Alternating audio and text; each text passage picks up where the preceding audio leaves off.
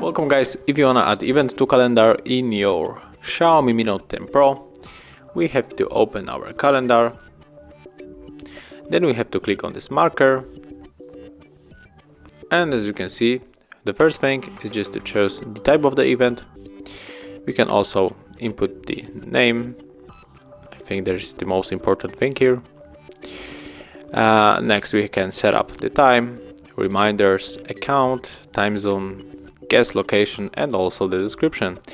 If you set up everything, you click here, and here we have our event. So thank you for watching. Leave thumbs ups, comments, and subscribe to our channel.